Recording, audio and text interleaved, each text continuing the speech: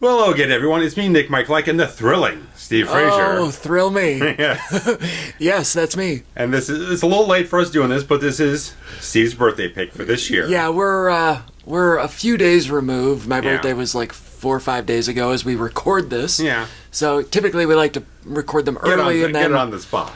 But we missed it this year. But hey, you know what? Out of 8 years or something, this isn't bad. No, it's not bad. So, guys, this is late addition to our Tom Atkins commentary series. There's a playlist on the channel. Go check it out. Do we have a Tom Atkins playlist? I made one. Yeah. I didn't know that. We've got Halloween 3. We got Lethal Weapon. We got Fog. So I felt like the three makes a playlist. You can't do it just two. Now it's trilogy. I agree. And now we have four. It's perfect. Rounds it out for hefty. So, guys, Night of the Creeps, if you haven't figured out from the title of the video, but we're doing a commentary for that. It's the director's cut version. So I think, especially on Steve's old Sony Blu-ray, or on the new Screen Factory one, or eventually the 4K that's eventually going to come, I'm sure you'll have that copy somewhere. So, guys, if you have it, turn on your subtitles, get your timestamp over to 0. We'll get synced up the countdown. So in 3, 2, 1, play. I was very late to the party on this movie. Okay. It came out, I think, in 86. August of 86. So this isn't... It barely came out. Right. I mean, I think it, made $500,000 at the box office. Mm-hmm. It didn't make any money, so nobody knew what it was. And then, of course, the 80s video boom. Yeah. It had a cult following. Yeah. And I went to a convention in 2009 where...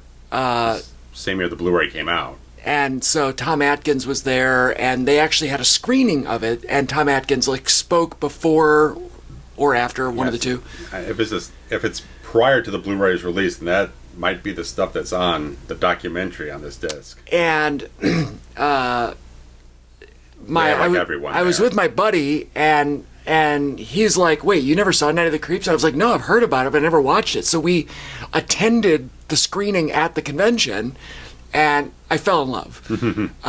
This movie's fucking stupid. I get it, but I don't know. There's something about there's some sort of charm to it. Yeah. That, I get it. The aliens, the slugs, it's all stupid. That was when I tried watching this a couple years ago. It was that intro that's like, I don't know about this. Right. You got It's a little too weird at the start. It's a little too off-putting between the aliens and the black and white 1950s thing. Right. You're waiting for I don't know what you're waiting for it to come around. It's like, I don't know about this. But when it comes around, it really 20 minutes in, it really comes around. Yeah. This is kind of a fun little title sequence too. Put some effort into it. The theatrical release was the thing. Like, okay, there was such a kind of conflict. Fred Dekker's first movie as a director. So now, it's supposed to be bad, right? It's supposed to be an homage to those B. Roger Corman movies. It's supposed to be a horror movie of sorts. Be a little cheesy, a little campy in certain places here and there. Like here? Yeah.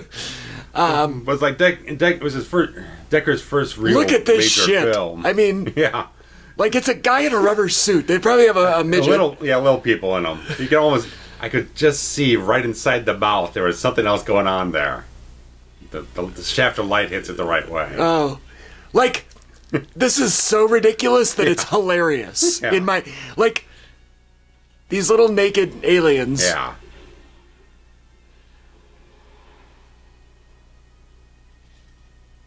And I just picture, Lord Littlebrook and Little Tokyo and all those stuff. Yeah. King Kong Bundy's waiting in the corner. Right. Now, what is... It's about the same year, too. It was the same year. I love that they have... Eyes don't blink. I love that they have not only the English, but they have the alien language. Subtitles, like we can have a clue. Right. It's laughable, right? Yeah. But I could see why somebody would turn this on in the first, and right now go, oh, I'm 3 minutes in, I'm turning this shit off. Yeah. This is what it is. Mm-hmm. I love a good, throwback period style intro. Mm. I know you're not huge on period pieces, but I feel like horror movies do this a lot, where it starts off with a back then, and then we had a couple. We've hit up a couple of things like maybe not quite so far back, but like a prom night, like 10 years before. Right. Well, how about the original Friday the 13th? Yeah, starts off 50s. Yeah, starts off that early way. 60s or something.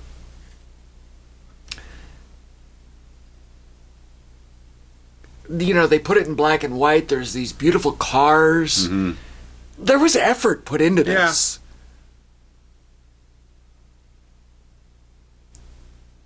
Robert C. New. I doubt he did anything else. No. That name doesn't sound familiar at all. Look at these cars. Friggin' gorgeous.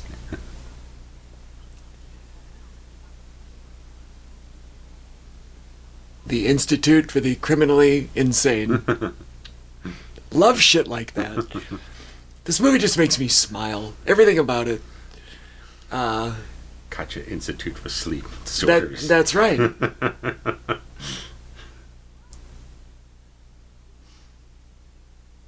I love the 50s. I wish I could go back to the 50s. Obviously, the 80s are like my era. Mm. If I could just relive, 1989 over and over again, I absolutely would. Which is why Back to the Future is like the perfect movie for me, because it's like equal helpings of both. Right. Well, yes, and it's dyed in the wool 80s. Yeah. With 50s throwback, which is all the rage. Yeah.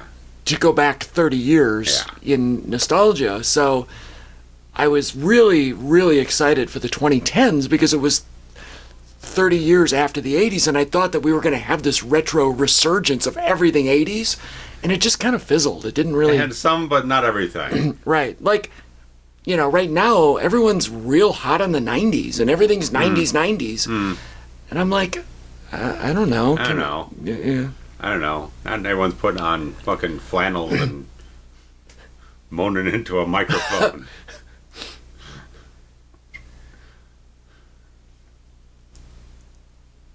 Uh-oh. We've got the old jealous ex.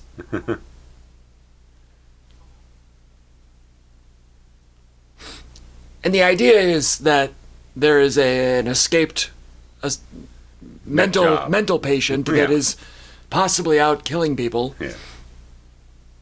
Oh, Harry Warden. That's right. That's right. We've covered them all, folks. Yes. A long way to go.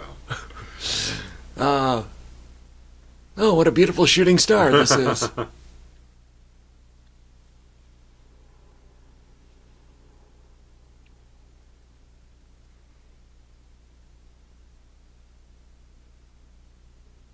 Coming up later this year, we're going to cover a segment of Creepshow that starts off very similar to this. With a... Comet thing. The Comet... Crashing meteorite thing.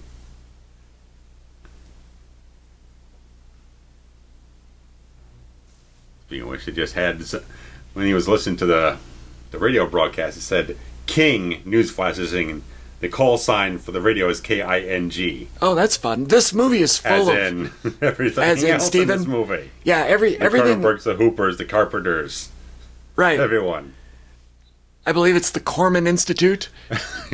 So, yeah, I mean, like, everything is a homage. Hats off to the late Roger Corman. The most this is our first commentary since the passing of Roger Corman. pure, unadulterated legend in the field. Just like stuff like this almost wouldn't exist without Corman just making the 1,000 films he produced and everything. It just laid the entire landscape for the B-movie genre. Can I just put it out there right now for my birthday that perhaps next year for my birthday we cover Piranha? Okay. And maybe the remake, which is even better. I'm up with some Joe Dante all the time. I fucking love Piranha. And the remake with Elizabeth Shue is a 10. And it's Elizabeth Shue, my first love. Yeah. How do the police know that he's armed? 66? How do the police know that he's armed with a fire axe if they haven't seen found him? Yeah. And then if they have seen him, why didn't they arrest him? Unless they found a corpse somewhere already and they haven't reported it. Right, but why wouldn't that be in the news report? Yeah, exactly what I'm saying. If they found a corpse that's been mangled by an axe, they would kind of say something. Right. So that doesn't quite add up for me, but, whatever. We're having a good time. Yeah.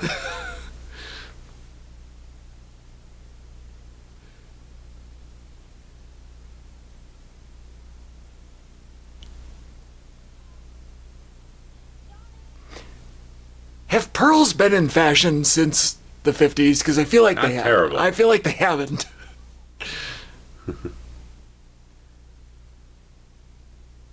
Love that they just got a guy to put on some pajamas and that's Loafers. it. That's it. That's your standard issue asylum wear. Yes.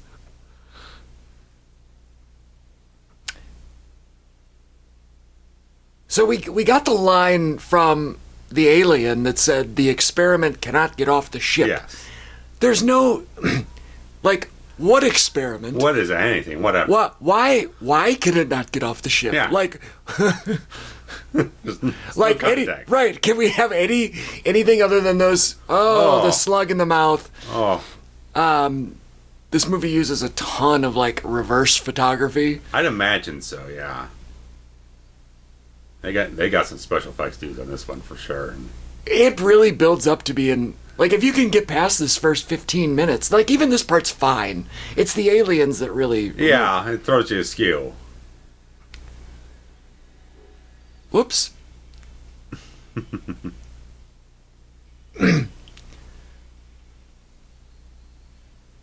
There it is. This is 1986 in its full glory. Yeah, with the film, with the film's release, I mean, everything was so weird because, I mean, Fred Dekker's first film and everything like that, and he was just having a little frustration with the studio, Columbia, or TriStar, whatever it was. Yeah. And he felt like that kind of rubbed him the wrong way because they're like, oh, we're going to try a regional release. We're going to release it here, see if it goes anywhere. See if they can do like a step-by-step kind of expansion type of thing. Well, that was a very popular strategy in like the 70s. Yeah. But I feel like by the 80s, that had kind of dissipated, right? Like, unless you're a New Line putting out like the first Elm Street or something like that, you're a major studio like a TriStar, you're going to be putting this out in the maximum number of theaters you can put it out in. And I don't know, they just felt weird about it, I guess, and it just... Is that not the 80s just a snapshot? Yeah. Oh, she is beautiful. Jill Whitlow? Yeah. It was like, apparently they put out, what's reported, like they put out like 70 theaters. That's it. Like, at first or total? Period. That's why I only made about $500,000. And I was like, August 86. That struck a chord because... All right, tell me what else happened in August of 86. Well, some of the stuff that was a hit. You had Jason Lives, you had The Fly, and you had Stand By Me, but also you had, like, Chainsaw 2, and you had Transformers the movie, and Manhunter, and there's a couple other ones that just did no business at all. There's, like, a couple of really hot hits, and there was, like, a string of bombs the entire month. Yeah. Like... all of those movies... All of the Shadow Hill still going out to see Aliens from the month before. Right. Like, Aliens made, what, a couple $100 million or something. So tons of money. And some of these other ones just couldn't even break even. Oh my God, I want to live inside this movie. I'm not a party guy. Yeah. I'm not a big drinker. Yeah. I will have a drink. I will... I don't need a Christmas tree of bottles. Next year, gene planters. Well, that I would take. I love houseplants. I would absolutely put a pair of overalls around one.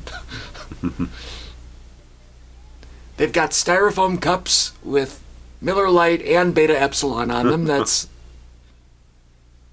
a paper cup. That's one of those waxy paper cups from the 80s. A little coating on it. Right.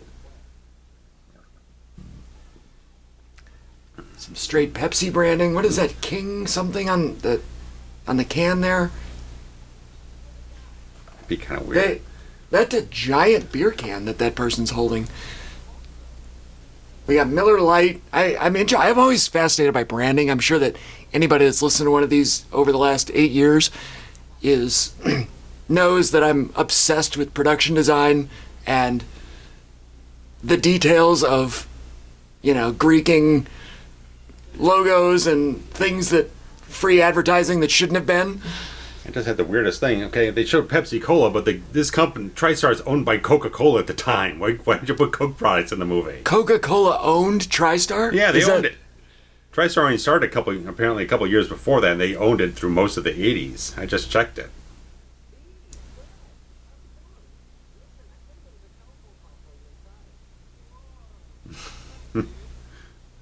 Whoa! Whoa. He's got half a functioning brain cell. He might already be a zombie, a slug zombie. It's warming its way through his brain.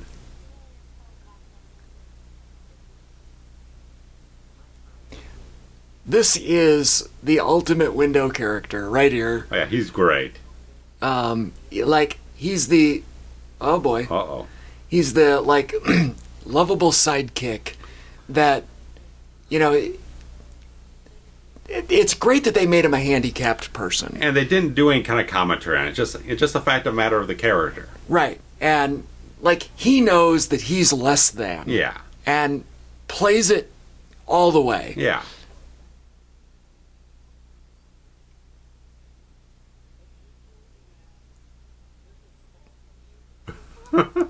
Such a dope.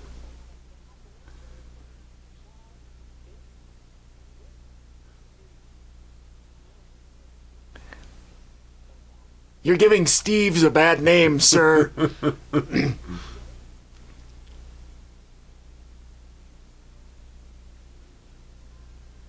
And this gentleman is not actually handicapped in real life. No. He's, fully functioning. Right. Fully able. Which kind of increases your affinity for his acting, right? Oh, yeah. You're like, oh...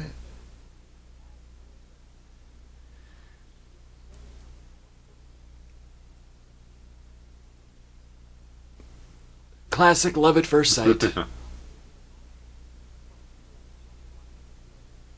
The way that he looks at her is the way that I looked at Elizabeth Shue when I saw Adventures in Babysitting at the age of 8 years old when I rented it on video. I mean, all you need is the opening credits of that movie and you're done. I was... Oh, God. I mean, if the heart eyes emoji was a thing in 1988... It was me watching Elizabeth Shue. 30 seconds flat into the movie. Look at this dude. If he's not a frat villain or straight out of Central Casting, why does that little one there in the front have a suit and a cigar? This guy looks like Viggo Mortensen playing James Spader. From Billy Zabka. Yeah, he's got... Look at that terrible mustache. Oh, God damn it. I love this movie.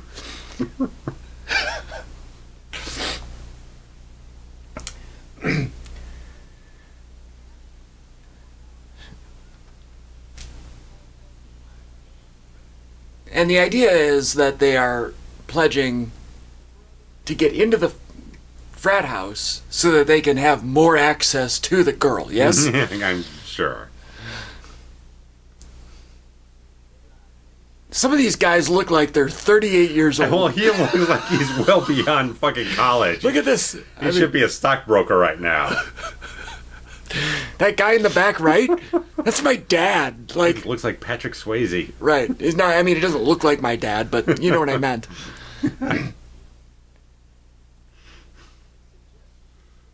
Which one, the mustache or the back, the jacket? Back right. Yeah, That guy. Swayze looking. Yeah, dude. Swayze. Okay, that's Swayze, yeah. I mean, the mustache kind of looks more like my dad. He looks more like a dad, yeah.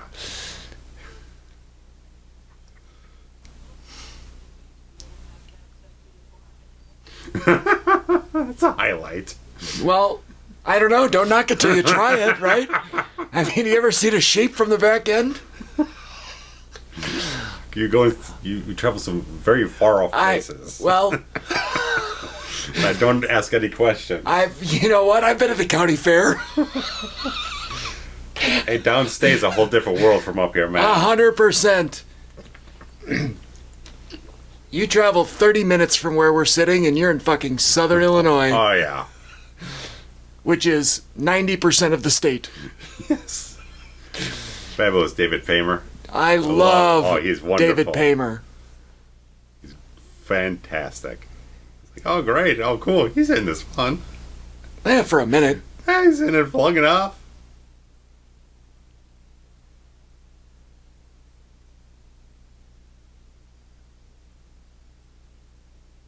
He doesn't remember the code. Remember the code. David Paymer. Oh, look at that. Oh, Pacific Bell.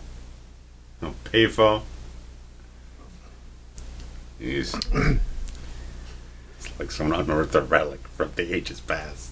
Well, what, the payphone? Payphone, I don't remember the fucking last time I saw an actual payphone. I see, empty cords where payphones used to be. So there's a ice cream shop. Sure. That is up near me. Uh-huh. And my best friend and his family and I go there frequently. They live even closer to it. It's right around the corner from their house. And this establishment just installed a payphone. Okay. It doesn't work, but it's a antique.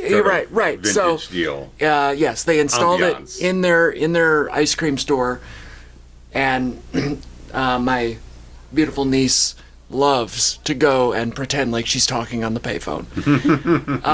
Last payphone I remember seeing in person, there is still a working bank of payphones at the Harrah's Casino in New Orleans, Louisiana. Okay. And every time I go to New Orleans, we usually park at the casino because it has an ample parking space, and it's fairly centrally located at a decent price. Yeah. And so we park in the casino. We go through the casino to get back out into the streets of New Orleans, and there he is. Ivan Drago. Basically, they've somehow the tube that he's in is dirty right in front of his dick, just so you can't see it. Yeah. The rest of the tube is completely clean, but for some reason that particular part is dirty. Right. Spot. Yeah. I don't know how that could have happened.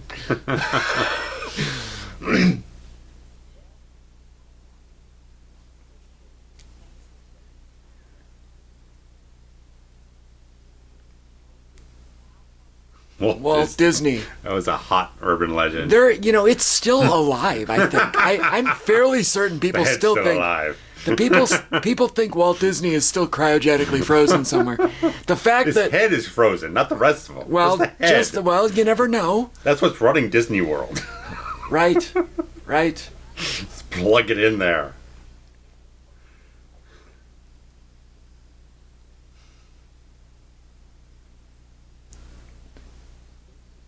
So they're charged here. Their pledge to get into the frat house is they need to steal a body, right? A body.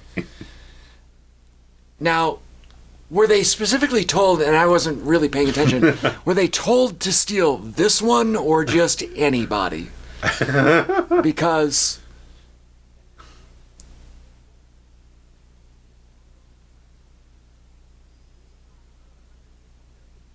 Like a TV dinner. total science fiction is correct, sir. Yes. Oh. My favorite David Paymer outing Sure. was a drama. Oh, he's not nude. He's got banana hammock. He's got a little brief on. So they didn't have to dirty the tube. What are you doing? My favorite David Paymer outing was a drama with Billy Crystal called Mr. Saturday Night. And oh my God, if it's a hidden gem if you've never seen Mr. Saturday Night, about a aging comic. It's a wonderful piece of business. I knew Paymer mainly from Payback with Mel Gibson. He played like a real sniveling sort of, not so much a snake and grass. He was just much more of a sibling sort of underling of Right, the criminal syndicate and everything, and he is wonderful. He is really good in that movie. Glorious. That movie's dark. Depending on which version you watch, yeah. I don't think I've ever seen more than one version. So did you do a video on it? I have not, but I do have both versions on Blu-ray. There's a theatrical version, then there was the director's cut that came out like 6, 7, 8 years later. But it has one of the most quotable lines of the film: "Don't let the bastards get you down." I've used that one a couple of times. Was recently used by a song by Kesha in a song. Oh well. There was some more reverse photography there as David Paymer got the slug.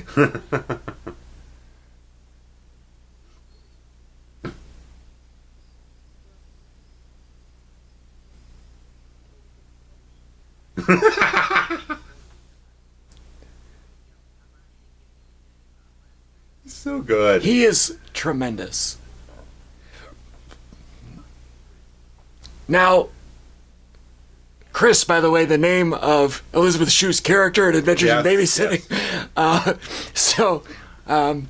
I'm just going to keep referencing it all night long. If you want to do a commentary, I'm all for it. You want to do a commentary for Adventures in Babysitting? Sign me the fuck up right now. Just do it. It's on the list We now. we have a hole in our schedule this year. Yes. It's happening. Nobody gets out of here without singing the blues. No. It's fucking happening. Vincent D'Onofrio's Thor. Give it to me. Thor's a homo. Sorry, we're priming the ground. Priming the ground. Back to this movie. They did not successfully steal the body, therefore they are out of the fraternity. Yes.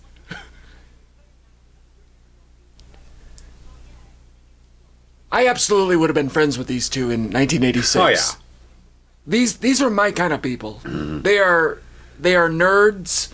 They're definitely dressed for different seasons right here. He's Well- dressed for kind of fall. He's dressed for summer. They're both wearing long pants, and we Spring are. and fall at least. But we are. It's got to be fall, right? We're pledging Yeah, at college, yeah, so it's yeah. okay. Fall is. Yeah. That's a very not good sweater. I was kind of assessing it. I don't know. Like, it's not bad on purpose, like those No, it's not gaudy. It's just a little, yeah. There he There's is. the man. Timestamp at 27 minutes in. Look at this fucking James Bond Yes. situation. Roger Moore, eat your heart out. Roger Moore, at this point, had probably made 3 too many Bond movies. Yeah. Yeah. I don't hate A View to a Kill, but 57-year-old Roger Moore is not 57-year-old Tom Cruise today. Exactly. It doesn't have the same longevity. Tom Atkins would have made a much better James Bond. Oh, look at... Now we get the color version. He's holding the hand. This is amazing. Why does he have a boutonniere? Corsage or whatever. There's a foot laying on the ground there. Foot. It's a Thunderbird. Yeah. Look at that. It's a beautiful Yeah. Thunderbird. Not anymore beautiful because it's now covered in blood, but... Oh, look at that. Oh, look at this guy. Oh, what's he... Here it is.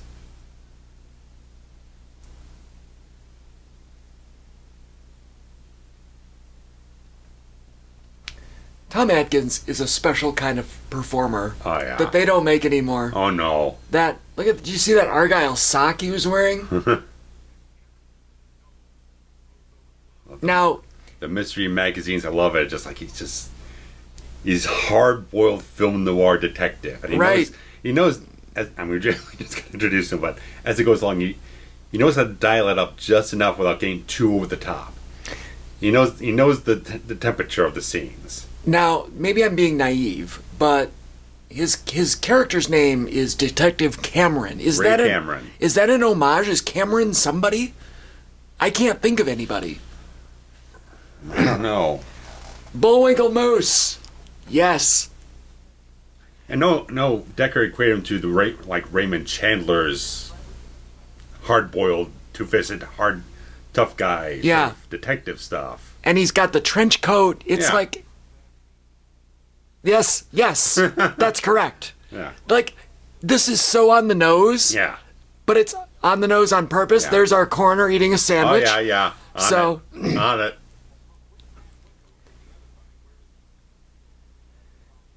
It's got that cynical Spitfire delivery, too. It's on the money.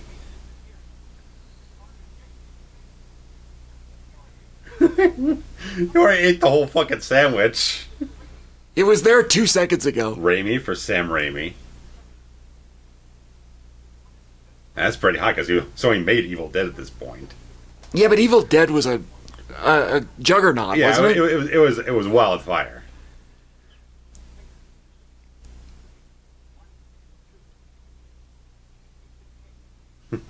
Atkins' delivery in this movie is unlike any of his other... Oh, yeah.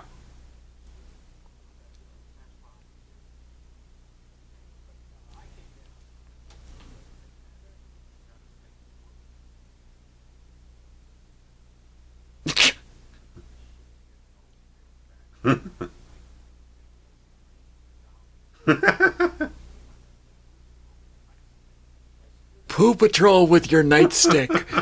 That means it's going up your ass, sir.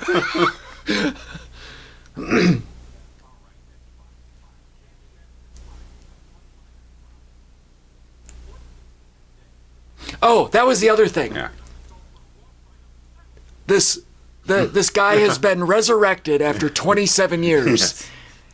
What other character do we know that was resurrected after 27 years? Pennywise. That's correct. So, is Pennywise actually the dead guy in Night of the Creeps?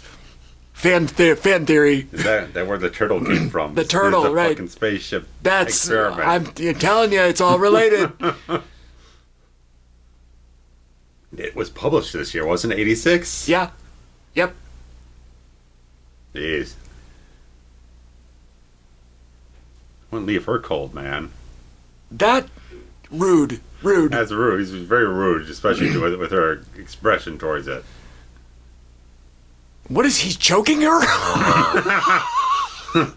That's not sensual in any way.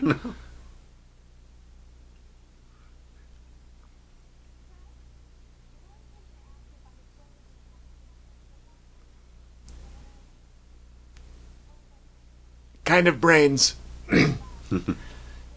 Is she not just beautiful? Yeah, she's gorgeous. Even on the documentary that happened she aged 20 some odd years later, she was just she aged very well. Oh, She yeah, aged very lovely. well. The Chris guy, I can't remember his name off the top of my head. Jason Lively. That's it. Yeah. Did not age as well, but still, he's very recognizable. Yeah, agreed.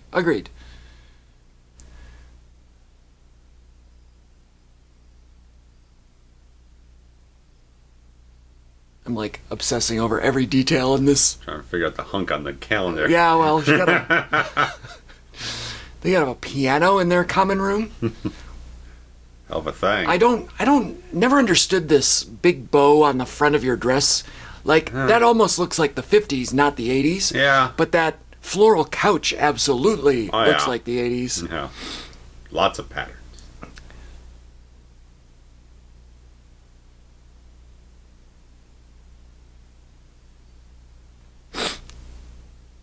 Yeah, this is 1980s for sure.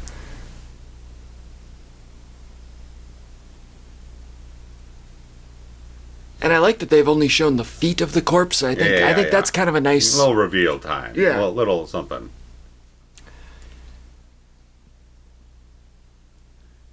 Yeah, since our volume's low, we don't get to talk about score much any bit, but it was done by Barry DeVorzon, who also did the score for The Warriors and Exorcist 3, so... Oh, two of your favorite movies ever. Yeah, he's a very savvy guy. I've watched a couple of interviews from him. He's a really just... he really picks up on what the film really needs as a vibe. Now, did you and Trent do a commentary for The Warriors? Yeah. Okay, I thought that was in the... Way back. Right, I thought that was in the archives. Yeah. I wasn't a part of that one, so I have a hard time remembering all the titles in that. It's a lot. We got, I don't know, like 160 some odd. Yeah, but there were like 12 that I wasn't a part of. That's So. the thing. We always got to do a little bizarre math. Figure everything else.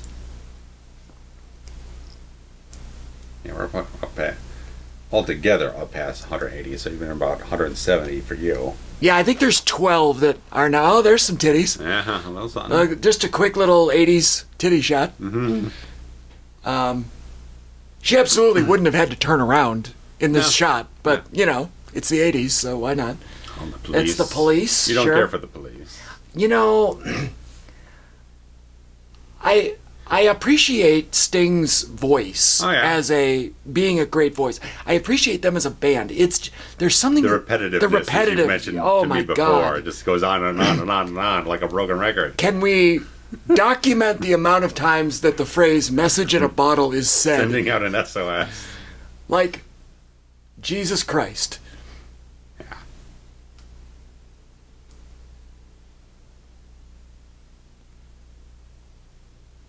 We've set up a couple good jump scares here, like, that did not pay off, and then there's one. Oh, just splitting open. And there's the slugs. Okay, so just so that we're clear, this is the guy, the zombie is the guy who found the canister, correct? I think so. Okay.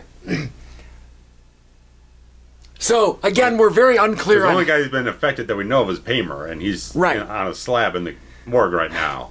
Currently. And there was no context as to how he got into the cryogenic lab, just that he was there. Right. The movie is very short on context in the first little... Yeah, they get Stop, there. look at, they get there. Stop and smell the roses. Yeah. God damn it, I love this movie.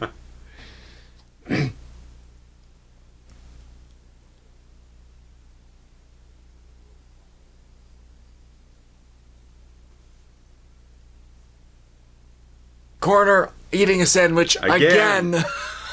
Are you that hungry, pal? Just like an hour ago.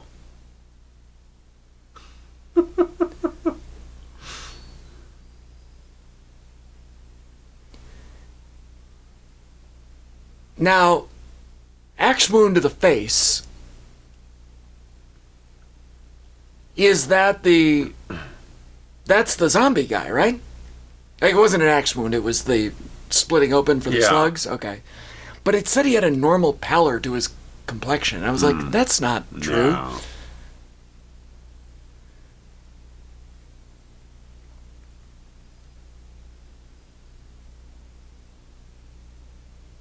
Fairly certain the first time I met Tom Atkins, he didn't have his mustache on. Oh, and it's weird, right? Yeah. And now it's white, so it doesn't quite have the same thing, but there he is. Yeah, I did realize the other day, like, we did cover him in the I believe Valentine 3D, so I added that to the playlist, but we don't need to discuss that one. It's not the highlights. That's why I forgot about it. I'm not for even 2 years. We did that for a Valentine's Day, is that right? Yeah, like two and a half years ago.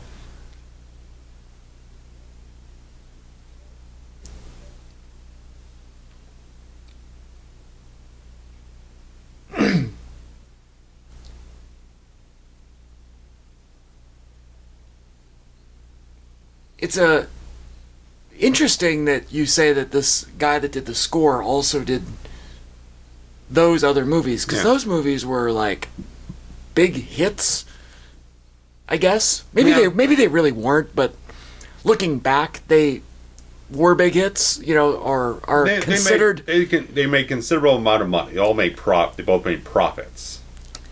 And this movie is so like off the radar. Yeah. I mean, Dekker really feels like maybe if it got picked up by, because I don't know if TriStar was production company behind it. I think they're mainly like the distributor or something. They picked it up after the fact, and they were trying to supposed to be doing promotion, but they didn't put it in. It just feels like if someone else picked up the film, they would have done something more with it. By the way, this blonde guy's name in the movie, his name is Brad. Yeah. So, which is also a character in Adventures in Babysitting. So now I'm going to guess. I believe Chris Columbus wrote that movie. Yeah. I think Chris Columbus is a Night of the Creeps fan, and he just ripped it off, all the names.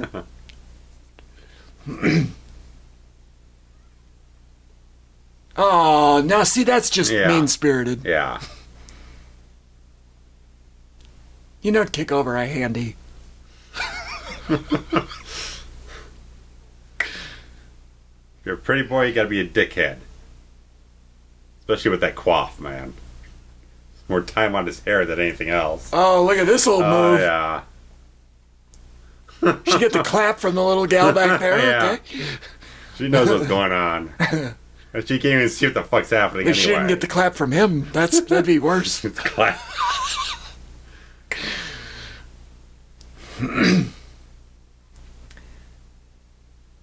Is this the first appearance of the mini tape recorder? Because that comes into play later, and I feel like it really should have been a thing longer in the movie. You know what I mean? Probably, yeah. Like it should have been Cynthia Cronenberg. Yeah.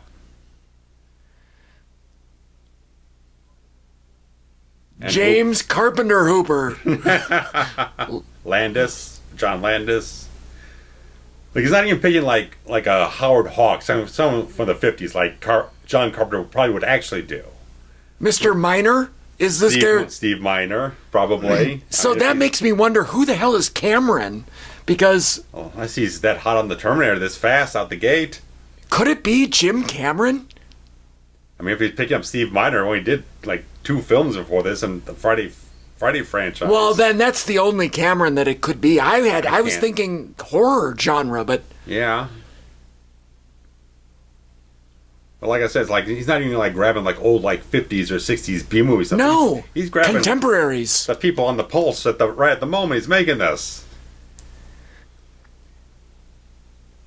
And that old Asian man is Miner? Yeah.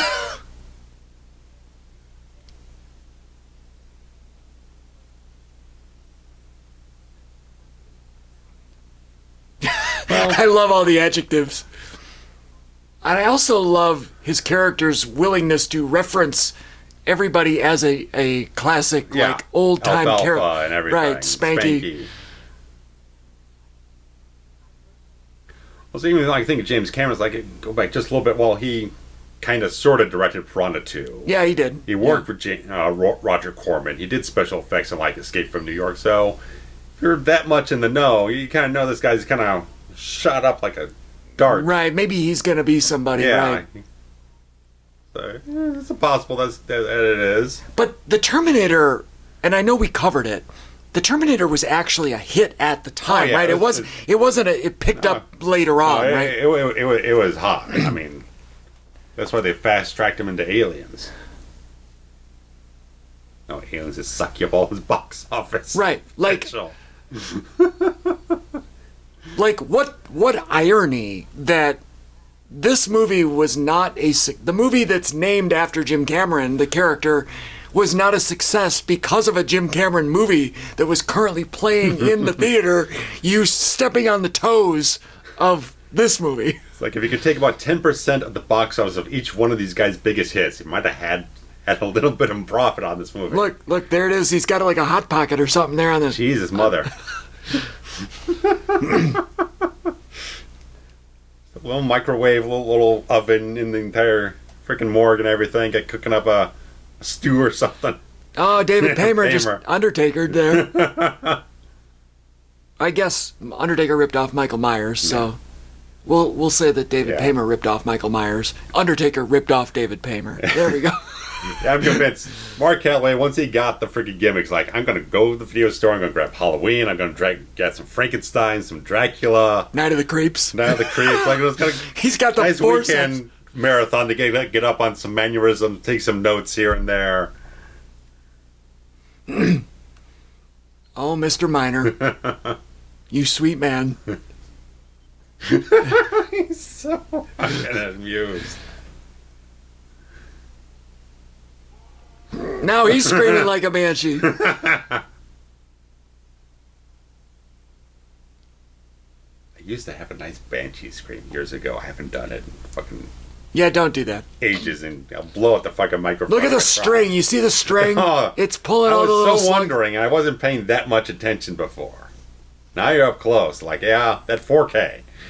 It's gonna feel so much more. Dude, the 4K, I can't wait to see how bad. Like, I don't want to pay $30 for it. Revelatory aspects of the transfer. I want to see it, but I don't want to buy it. You know what I mean? Diet Pepsi. There's another. Weird. That's what I'm thinking. Maybe TriStar's still the people who own the distribution rights, but I feel like the way Dekker was pointing is like maybe there's an independent production company or something like that, and TriStar picked it up with distribution and marketing, also, and dropped the ball. Super weird that it said Diet Pepsi because, like, at some point it's pretty new, wasn't it? It switched to Diet Right, and Diet Right is Diet Pepsi, and I don't ever remember Diet Right being called Diet Pepsi. I don't know enough about the Pepsi brand to know if those two things existed simultaneously or if one became the other. But when you see Diet Right, that is Diet Pepsi. Yeah. Unlike the Coca-Cola, who just called it Diet Coke. And now Diet Coke is really not so much a thing anymore because we have, like, Coke Zero or whatever the hell. Yeah, whatever. There's, like, too many to list. Remember. Oh, see, now we're going to do it again where we think it's the cat. But it is the cat. And it's a zombie cat with a slug. Cat. Oh, my God. Oh. The worm. Well, the pulp stuff, everything is just like, they know exactly what they're doing. The art direction's on point, man. To inform who the character is. There's the hand that he was holding back in 57 or whatever it was. Yeah.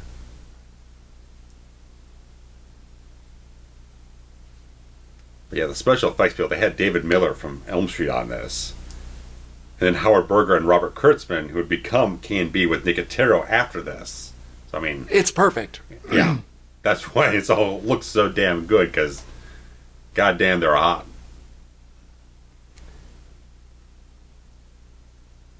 Nice.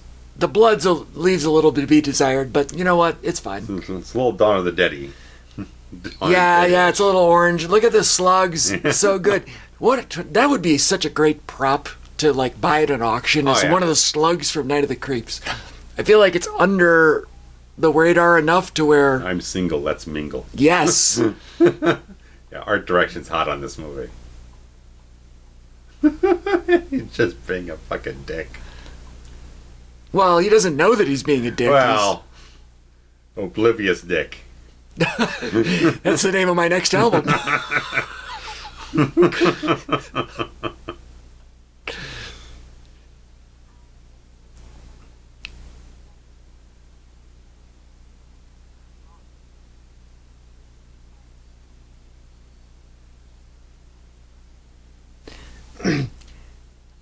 He's playing this very well. Oh, yeah. As the awkward, the love-struck fool. Yeah, doesn't know how to behave.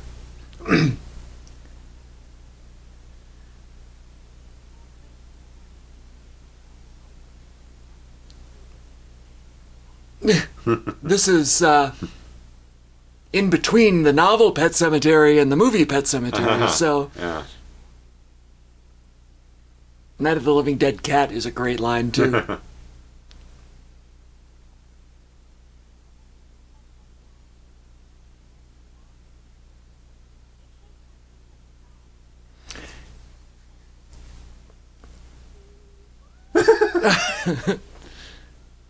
Yeah.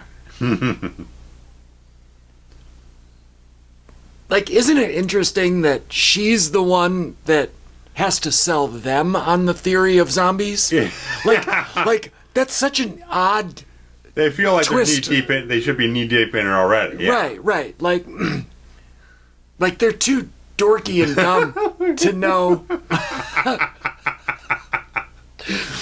Touchdown.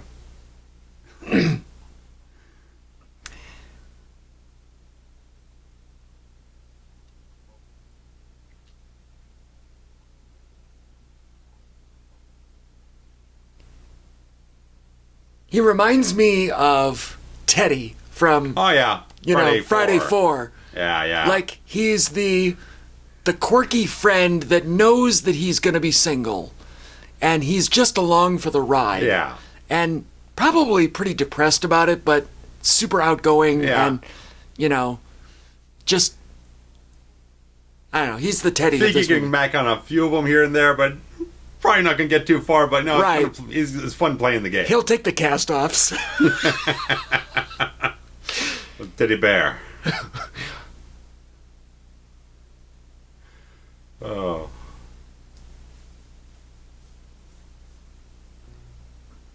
Oh, not Mr. Miner. Oh, good makeup. With the contact lenses, too.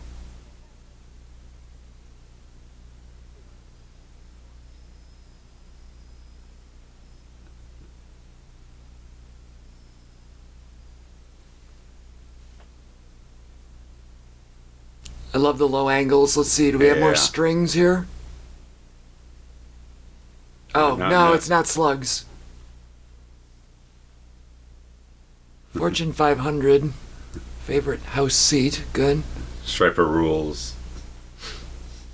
Humpty Dumpty was pushed.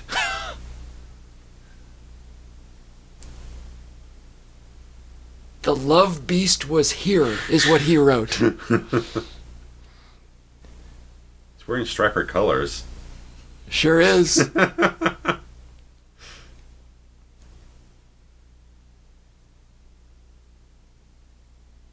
I wouldn't go so far as to say that Striper rules. No, it's not my flavor. I'm okay with the sound. It's the content that I'm not a fan of. And Mr. Miner now has a hole in his head, and slugs have come out. Jason works the bone. I don't know what that means, but Ryan's some random shit. Good camera work on this.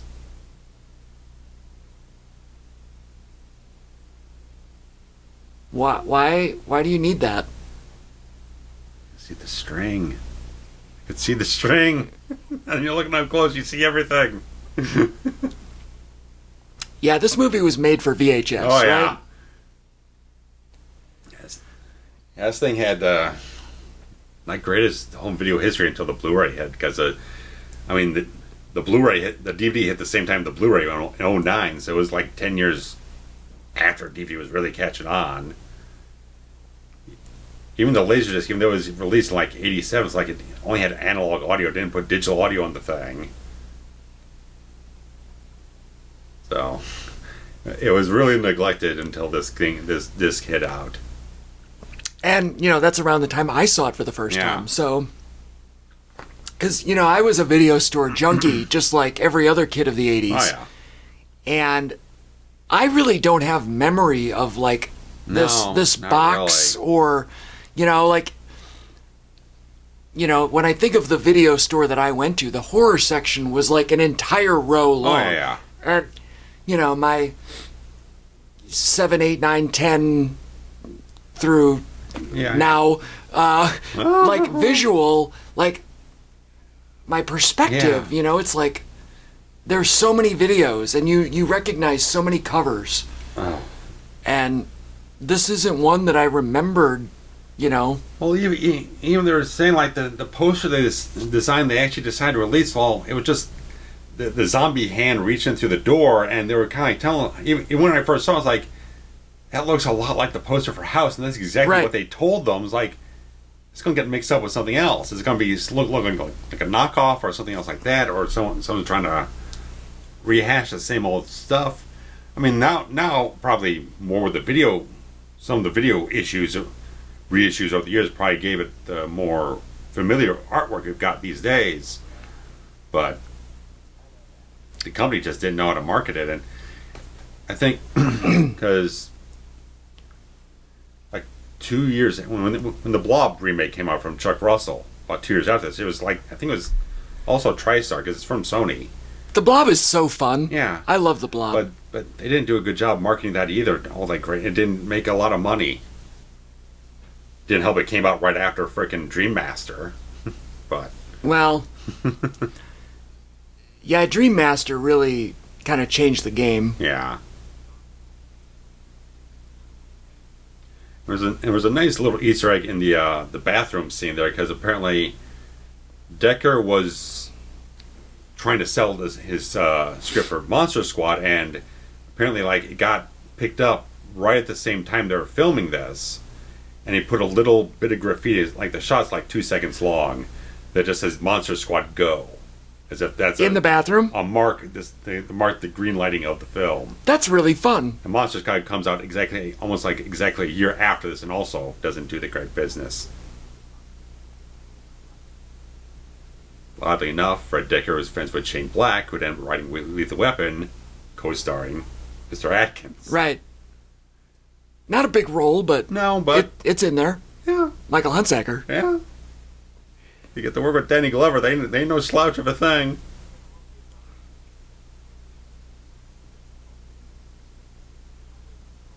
I was browsing Atkins' IMDb, and they had a quote where he just gushed all over the place about Richard Donner. Thought he was the best, nicest guy, just like the most approachable, personable guy to work with. He loved him.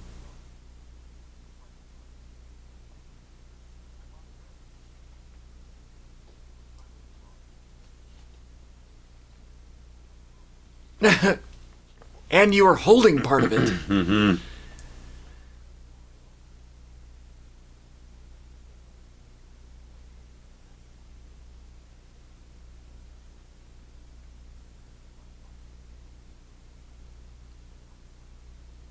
So, is he indicating that she was his girlfriend? Because... Well, the picture in the yearbook kind of says that, but the fact that she was with someone else, right, almost feels like they fell out. Right, maybe. Right. She was, then she wasn't, but he was still pining over her. And again, they could have done a little bit better job in the flashback scene. Or like you throw some names around, so right, name badge to kind of connect things a little bit earlier. For us. Right.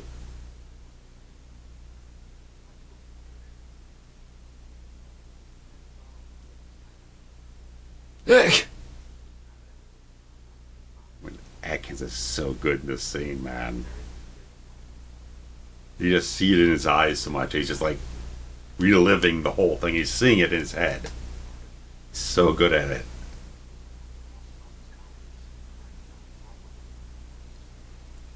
House Mother's Cottage is such an interesting phrasing. Yeah. There's a movie out there, and I don't know what it is, a horror movie that has a house mother, and I can't think of what it is off the top of my head. Well, we had Black Christmas. Did that have a house mother? Yeah, because the one with all the raunchy photos and everything, that the bald father kept freaking out over her shit. Right. But I feel like there's another one that is not a movie that we've covered. Uh-huh.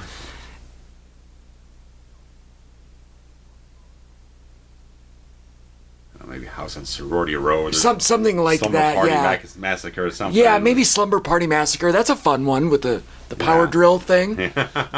Like, there's so many movies that we haven't covered that we need to just stack up down the road.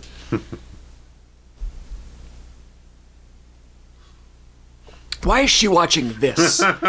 This is not what ladies watch at night. We should be watching Carson. They can't afford Carson on this. No. Letterman's too hip. Won't fit. And the Joan Rivers show was on at the time, maybe. Yeah, I mean, Joan Rivers did not. The Chevy Chase show. She did not last long. Joan Rivers did great as a guest host on Carson. Oh yeah, and then they were like, "Oh, Joan Rivers, how about you just get your own show?" And then she fucked that right up. Like I said, Chevy Chase, but a heartbeat and it was done. Why is this zombie coming to life right now? I don't know. There's no.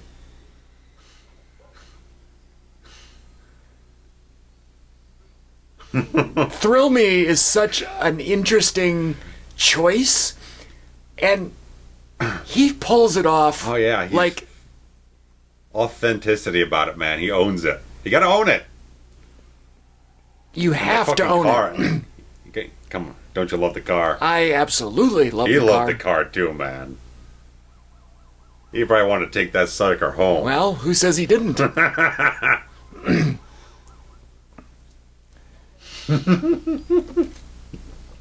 Oh, that's my kind of diner right there. Phil. I don't know who Phil is, but I mean, it might just be an actual diner. Sure, yeah. Let's see, we don't have to pay for nothing. Right. Diet Pepsi still stuck in my craw. I can't. It's so weird to me. Oh, there he is, sandwich. Jesus, mother. This guy got an ulcer going that just keeps leaking out of his stomach or something? Like, it's always been a thing for forever, right? That the corner... Yeah, we throw it up all the time, but it's still the same fucking night. Well, is it though? I think this is the next day. Okay, maybe there's another night, but geez, man. I'm pretty sure this is the next night. He's working a tab at Subway. Like, because they stole the body, and then this is the next day. Okay, still.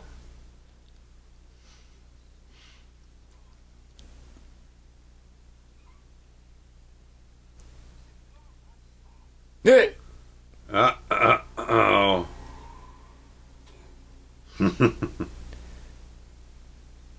That zombie kind of looks like Eddie from the Iron Maiden. Yeah. Dante and De Palma. Okay, there you go.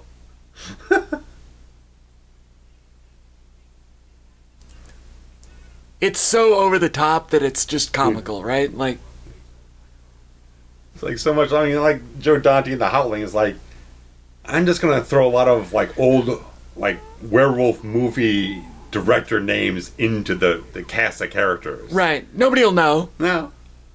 You know, maybe He was 40 just having years. some fun. That's all. I mean, all these guys grew up on those 50 horror B movies and the sci-fi B movies and everything. Look at that 80s hair on that lady.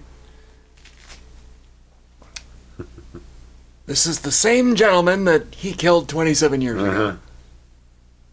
Well, they got a special shot coming up for Atkins.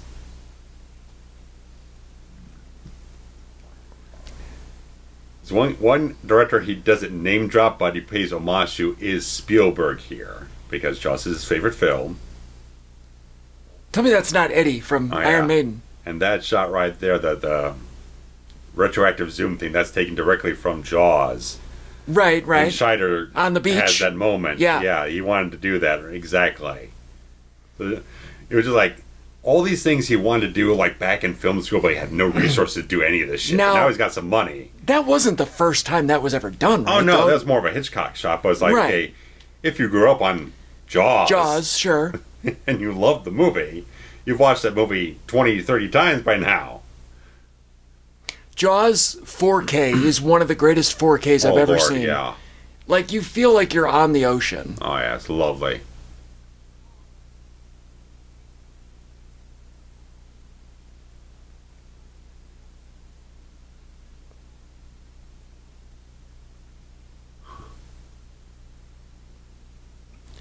I buy that Chris is... There's string everywhere. I buy that he's a college student. He looks like he's 19 or 20. Some of these whores look like they're 30 years old.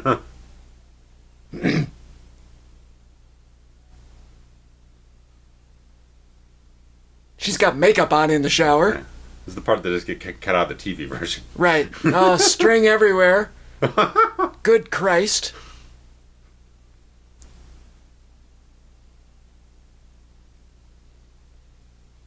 This is a hell of a montage. Oh, yeah? It's a nice piece of work. Cummerbund.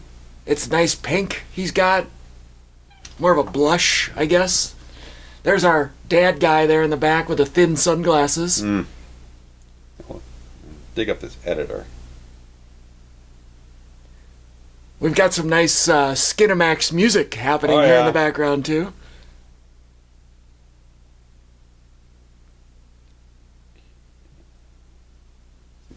and New. Yeah, remember I said that at the beginning. I said nobody's ever heard of this guy. Michael New. Well, he's done some work. Let me roll back here. Also as editor. Well, he edited Freddy's Dead. Shut up. He edited the Dream Master. No.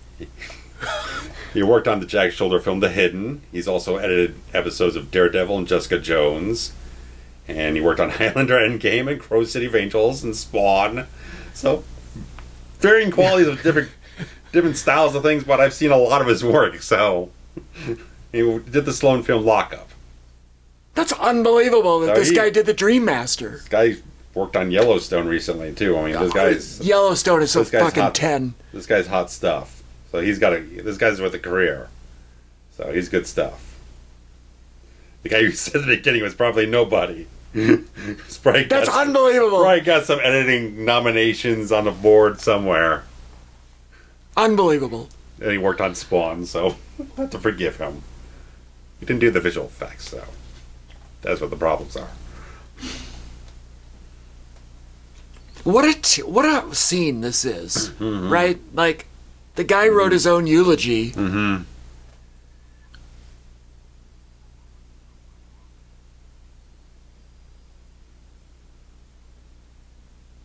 This is heartbreaking. Oh. Can you imagine? God damn it, the I love you. God damn it.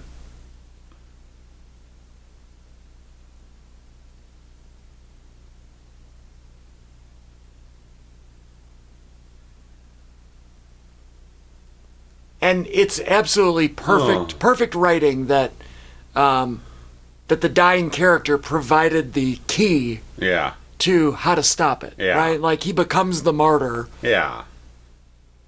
In a good way, not a bad way.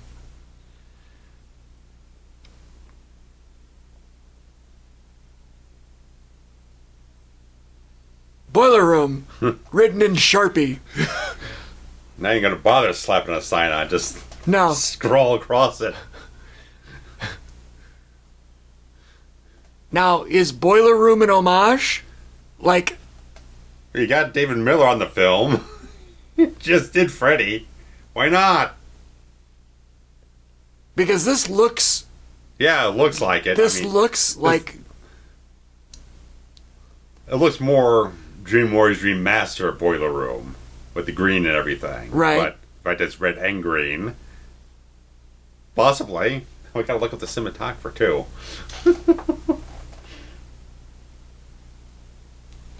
Okay, so it was shot by Robert C. New and then edited by Robert N. New, but the News are both written differently. Knue and then New. That's unbelievable. Another one will have a Wikipedia page. I have to keep going back to that guy has a glass stein of beer that he walked onto the bus with. What is DT doing? Okay, maybe you were talking about Robert C. New. The best thing he probably shot was Lionheart for Van Damme.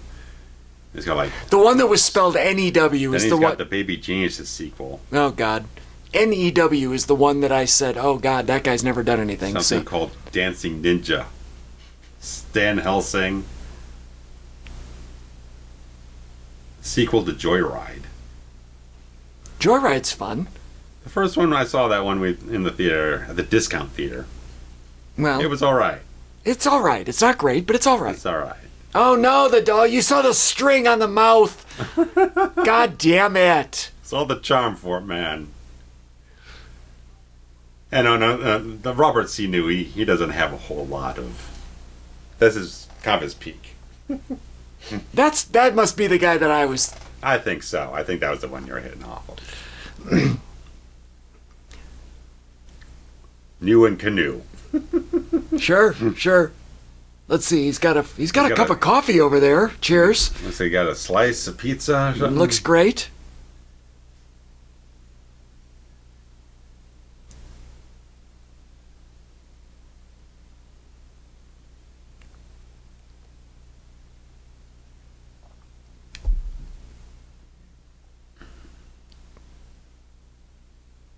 What do people do before phones? Yes. They just sat and drink? Sip on a bourbon. Sounds delightful. Read a pulp magazine. He's all on it, man. He's Nancy Thompson on this shit.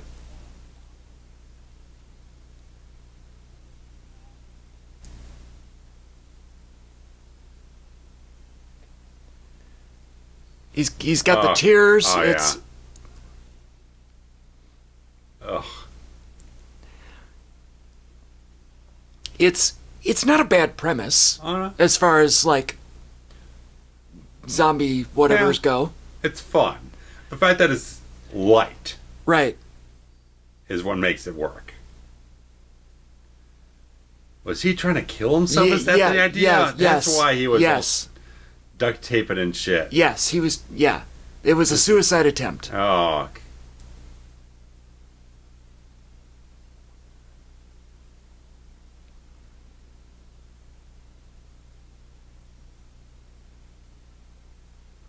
Bud. Yeah, there's a variety of beers in this movie. Yeah. They just ran down to the corner shop and grabbed whatever. Right, right. There ain't no sponsorships on this. Except for maybe Phil's. Got Yeah, that's where they got it all. like Brian Johnson, from AC/DC, driving the bus. That little cap he's got going on. Shoot the thrill. Shoot to thrill me. Yes. Man, talk about legends, man. Like like Dick Miller's in this. Why'd you tell me? Well, you got to leave some surprises, Yeah. right? And you'll he's called Walter, and you'll see his there's one thing we haven't hit on any of our Dick Miller stuff. His name badge says Paisley. That was Walter Paisley is his character from Bucket of Blood. So every so often, when they didn't give him a character with a name, they called him Walter Paisley as a throwback to his old Corman film or how he was doing. It's an old black and white film he did like in the 60s or something. So it's just he's that character in like a dozen movies? They're about, yeah. I think they threw some tats on him, like, I don't know, like army tats or something. I've never seen that on him before, so. Yeah, those definitely look military. Or just I don't know, 2-minute role in the film, but he's worth it. If you Damn well worth it. if you need a 2-minute role, you call Dick Miller. Oh yeah, straight up. Do we have a Dick Miller playlist? Because we I think should. we need to. I mean, we've got Chopping Mall Gremlins, Gremlins 2, Terminator.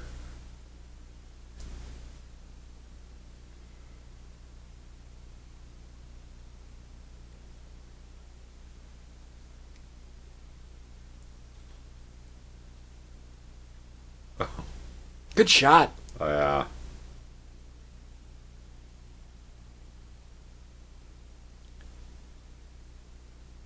So the zombie dog caused the bus accident. Uh-huh. Oh, that's good. I don't know exactly. Look at that. It's amazing. There's a leg hanging out of the bus. So good. Nike. Pissed some fire. Right.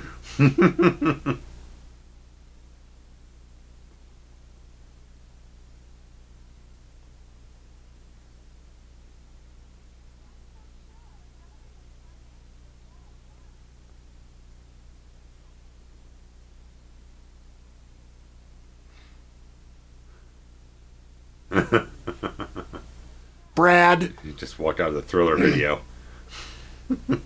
That really does look... Which was Landis, right? Oh yeah. Yeah. What does that say? Chartered Yeah. bus, okay.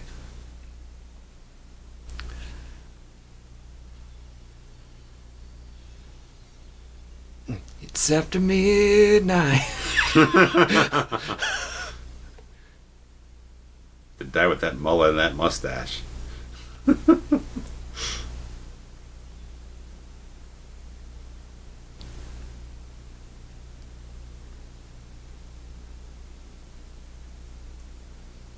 I noticing some of the guys like Miner, the janitor, they really give him like full like whited out context. Some of these guys where they probably got to move around a lot more, be more screen time. They're a little bit more translucent. Yeah, you don't spend a lot of money if you got a lot of characters to Yeah. do. Look at her. Jesus.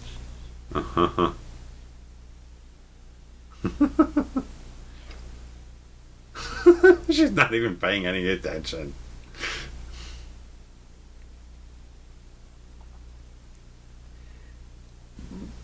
I wonder how long you have to be incubating before you turn white-faced like that, because It hasn't been that long. Right, the guys in the bus did not look like that. No. She can't even look him in the eye to break up with him or whatever she's doing.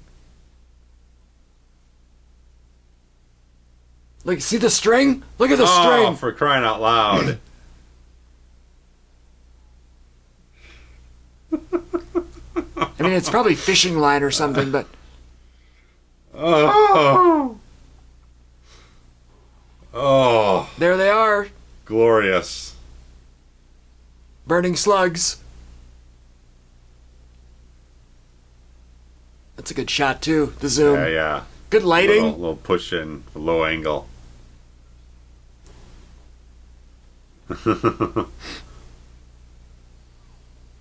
Who are you? I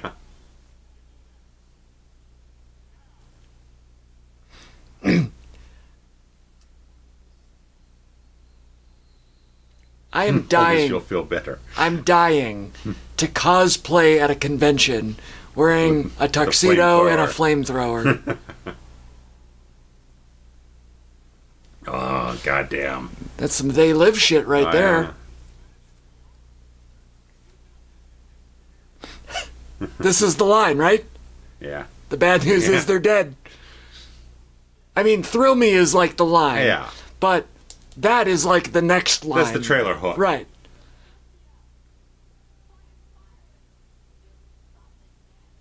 Why are you yelling? She's standing right there. Carrying a mug.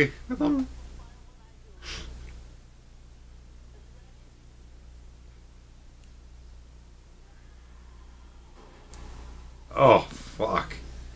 Yes. There's another one of your shots. Taking a sweet time. Yeah, I mean... low urgency. Right. Jesus, lady. Well, you fucked that up, didn't you? well, there's no context for that. There you they had go. a Miller Lite in this thing. There's no MGD in this whole movie. We have everything but. Those slugs really sure do. Oh, yeah. Like, they incubate fast, right? This bus accident was only minutes half an ago. Hour, maybe right. half an hour.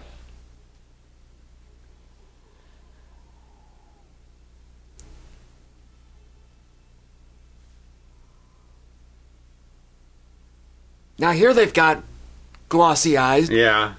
Oh no. Maybe it's step by little step at a time. Well, I guess if they have to show them up close, then they give them the contacts. But if they're just in the background, fuck them. Yeah. I mean, I imagine you put those opaque ones in there, they can't see piss all. Probably. Well, you never know. Oh, look at this shot. I mean, the spinning. I wish that would have gone on for another. A little extra. Right. Just a smidge more. You can tell, like, Dekker is passionate about this entire thing. Every idea, every little character trait, he's putting it all into it.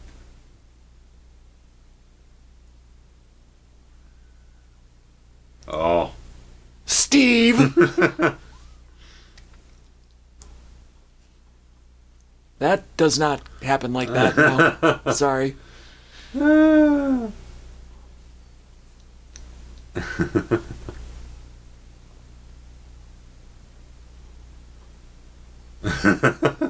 That's a good shot, too, the overhead. Yeah.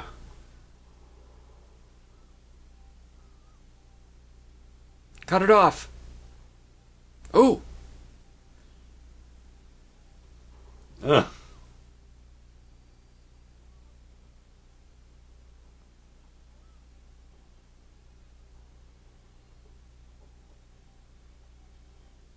Ooh. I don't know why that would make your head blow up. No. Come off. But you know what? That's fine. I'm all for it. And then that little smile is just perfect. Got that pickaxe. There's a rake. There's a lawnmower is fine. Is it Sleepaway Camp 2 that she runs over the guy with the lawnmower? Yeah, it's one of those. Might be 3, I don't know. They just blend into each other. Those really two don't matter. Those two do. They're so dumb, but man, are they fun.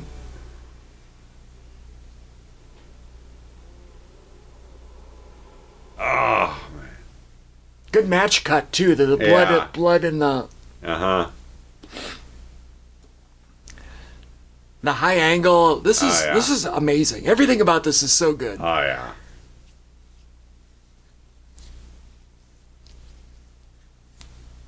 Let me turn that off for you. Oh, goodbye. Turn that back on.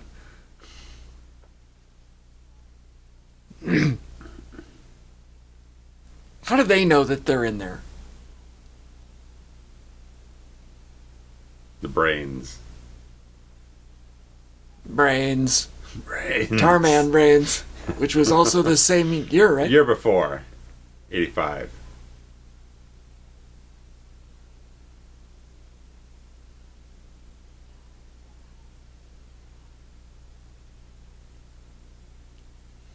How come nobody's going to the dance? Like I guess they were all waiting for their dates, who are now dead, but... Oh, well.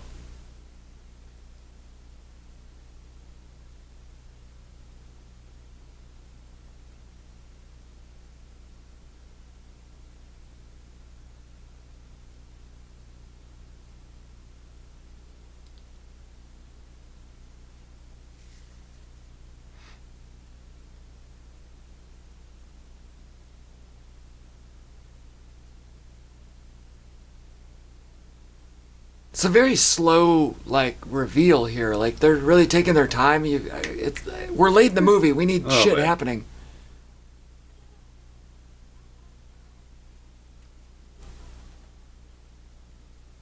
Oh my god, look at them. There's only 6 brains in the box. What are they doing? What are they doing? It's dead.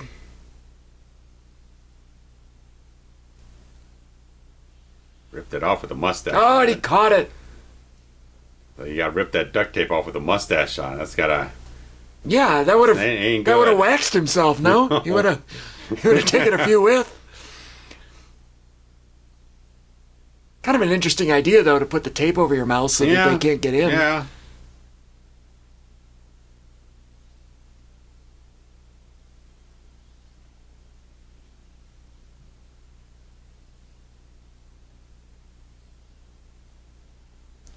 That's an awfully slow count. Yeah. We're going to be another 10 minutes before you're done. Nice. The wink was really good. Yeah. Like, thanks, kid. I got this from here.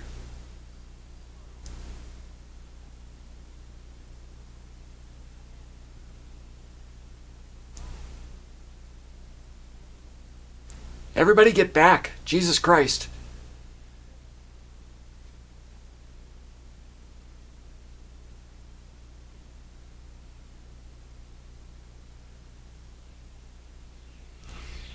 What is happening?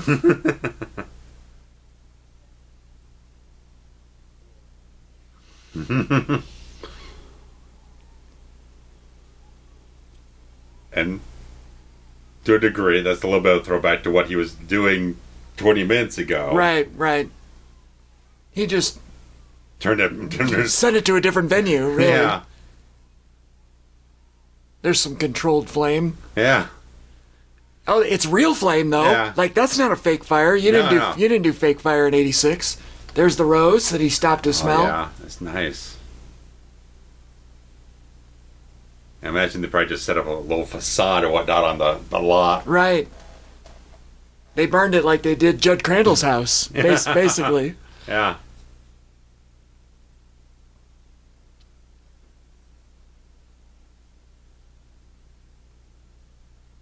Yes, get it. No slugs in there. No.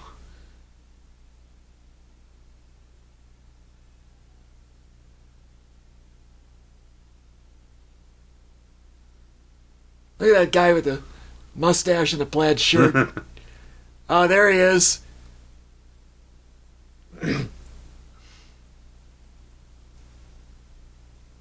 Burnt face. Still smoking the cigarette. Oh. Now, here we have the director's cut ending. Yes. And I believe the theatrical ends with them kissing and then maybe some sort of like setup shot with the dog. The dog comes out and she comes down to kind of pet the dog and whatnot, and then the thing shoots out of its mouth and act like it's all going to just start all over again. And that's fine. It's fine as a jump ending and whatnot, but it feels a little bit of a cheat. Right. This, brings it a little bit more full circle. Right. It kind of like the slugs have Because gone... really by now you've forgotten all about fucking aliens. Right. The slugs have gone to the cemetery, which makes sense because they're going to, eat some old brains or whatever. And, root around in there. And then you've got this little throwback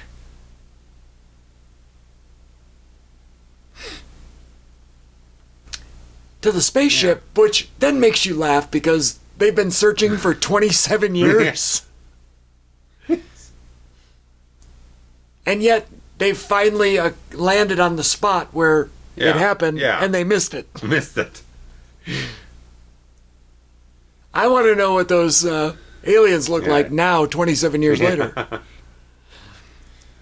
mean, it was one of the things because they were doing the test screenings and the effects weren't finished for it, and so that's why it kind of tested poorly because they didn't know what the thing was. They didn't have the ship there and everything. It's like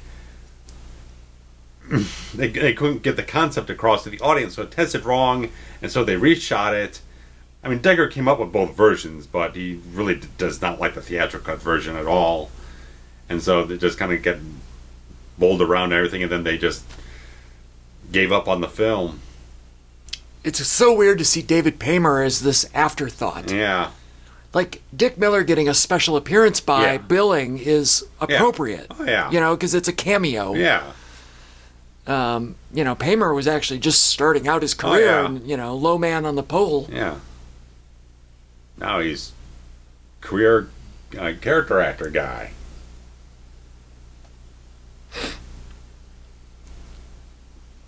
Bonita. How great is it that the makeup and hairstyling person is named Bonita, which in Spanish means pretty. There you go. Like, that's...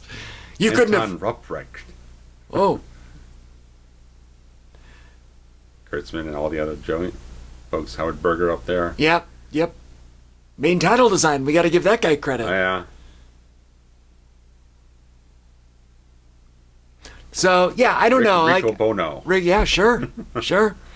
It's one of those movies that, if you give it a minute, it totally turns into like a great 80s gem. Yeah.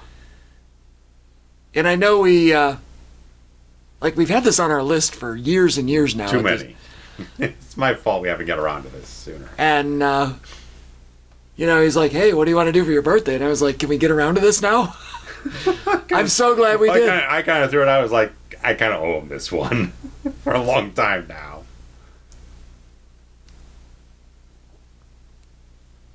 John Carpenter, the driver. Jon. Right. It's like the John Voight card was John. That's right. Chino Fats Williams. Yeah, I mean... Smoke gets in your eyes. This is great. Paul Anka. You gotta have Paul Anka. Yeah, I mean... I think it's the 50s. Paul Anka. Why don't you? Flame On is a great name for a song in this movie. Jane Wyland from the Go-Go's is solo track.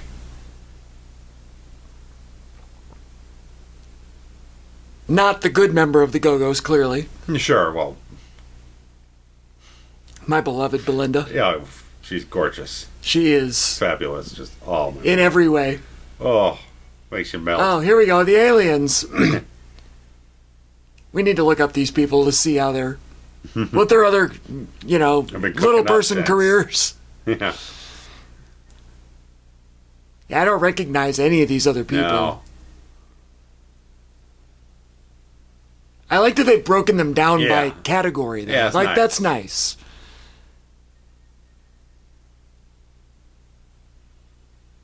Robert Kurtzman played a beta zombie. Oh, that's nice. That's fun. Miller- Howard Berger Miller. did too. Miller as well. So, Just Robert the makeup Kino, on Mr. themselves. Miner. I didn't see any stunt credits on the whole thing either. I wasn't looking for him, but I did. Yeah, Usually they're after the Cast? credits, but They did cast last, which is interesting. yeah, Like, normally Yeah. that's not the case. yeah. Finnegan Company, I'm not familiar with that. They probably imagine they're probably ones that put out the money for it, I guess. Yeah, and then tried coulda- to picked it up maybe. Yeah, maybe distribution on the back end or something, Yeah. kind of like Smart Egg was with Nightmare. Yeah, yeah. But And here we go. I like it. That's it for us, guys. Well, I appreciate it. This is a good time. Yeah. We'll see you next time. Thanks for joining us. Thrill me. Thrill me. Bye bye.